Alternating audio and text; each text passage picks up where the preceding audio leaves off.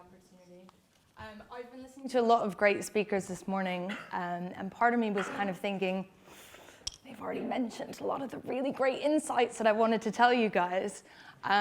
So what I've kind of done is done a bit of a think about this morning, and I want to kind of shape my talk around telling you guys about, thinking about things in terms of people, processes, and tools. And it's something in all my roles has really kind of helped me be successful. And so I think that kind of structure and framework, the kind of who, the what, the how, has kind of been thrown out there because it's an audience of mostly sales. I know that I have to say things 5, 7, 10 times, but I don't really want to belabor the point. I think that structure is kind of clear. So I wanted to give you some kind of tips and tricks and things that I've kind of learned on the way that have helped me be successful. So I have been in London since about 2006, which is when I started working in sales operations.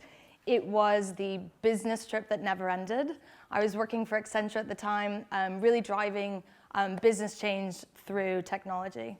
And that's really what we need to think about when we think about using technology. We're really changing the behavior and how people are working. It's not just around the technology. So using that framework of who is it, who are those people, what are we asking them to do, and then how can technology kind of help make that better? So on the people front, the key thing is to kind of look at who are we helping? So who are sellers? So there's all these statistics about millennials and the workforce and sales. At Perkbox, we are ahead of the hiring curve on millennials. Millennials are our sales force, so that's the audience. So what does that mean from a personality and what are they used to? So a millennial might wake up in a hive-controlled house, city mappers telling them the best route to get to work, maybe Instagram suggesting at their lunch break, maybe some things they might be interested in. And if it's been a good month for commissions, maybe a Deliveroo treat and suggesting something that you might like. And so wouldn't it then be jarring to kind of spend your 9 to 5 with a phone and a CRM and not much else to kind of help guide what do I do between 9 and 5? So these people are used to having that insight and pushing them to tell them what are the most interesting and effective activities to drive my behavior. So they're a pretty demanding sort. So what does that mean? They also love getting involved. So I recently put together a power user group at Perkbox. I asked our organization across marketing, sales, customer success, the groups that I work with, for volunteers, people who would be interested in talking through some process changes, talking through some potential tools. About 75% of the org volunteered to be part of these power user groups.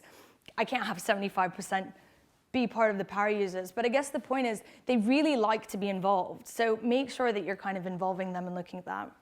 So the second bit is processes. So you figured out who your audience is and who you're catering to. What do you want them to do? So if it's not a process that you can kind of explain to a friend or maybe a partner at home, it's probably not a great process. So we had a case a couple months ago. We use a tool called Chili Piper to do some meeting bookings. And we'd taken Chili Piper down for a couple hours, long story behind that. But I had a rep come up to me and they said, I can't book meetings today. So what do you mean you can't book meetings today?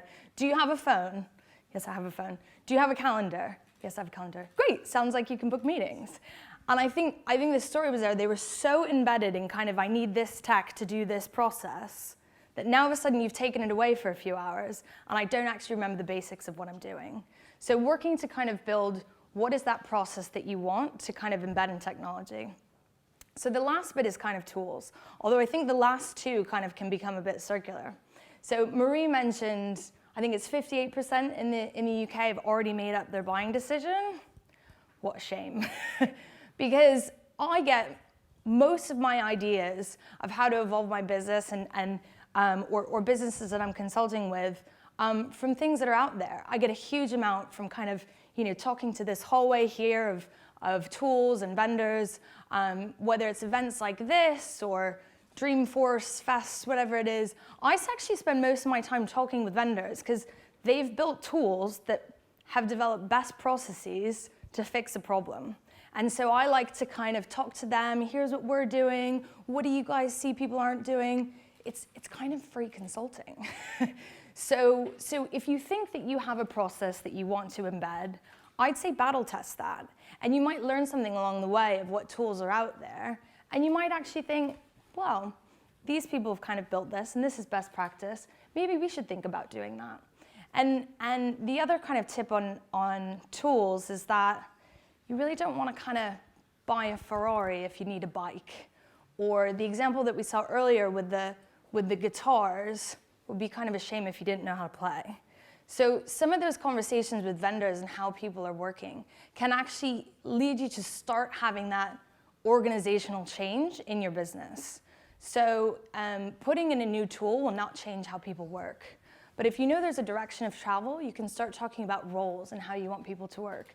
You can start making those small process tweaks so that when you go to introduce a tool, it's really going to smash it out of the park, and people already have the mindset of, this is my role, this is what I'm asked to do every day, and here's something that's actually helping me. So I think, looking at things in that framework can kind of be quite helpful. So in my last minute, just a couple kind of examples of kind of how I've used that. So I've worked in both organizations that I've been able to design the tech stack from scratch. What a dream. I've also worked in orgs where I've inherited a bit of a mess. And I think in both situations, kind of looking at things in that way and being quite critical about where are we on that maturity curve.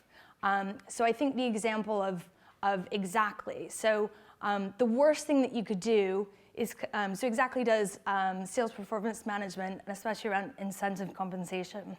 So the worst thing that you could do is buy a piece of tech that now allows you to do this in a much more advanced way, but now I'm just putting the same old plan, which wasn't really driving incentives correctly. So what are the roles, and what do you want these people doing? And we're doing that now at Perkbox. We're working through the roles, and how do we want to motivate people, and then automating that, becomes kind of the tick mark at the end. So I'm kind of running out of time. I've got loads more examples to share, but I think it's really kind of critical to look at things in that order. So thanks. Thank you.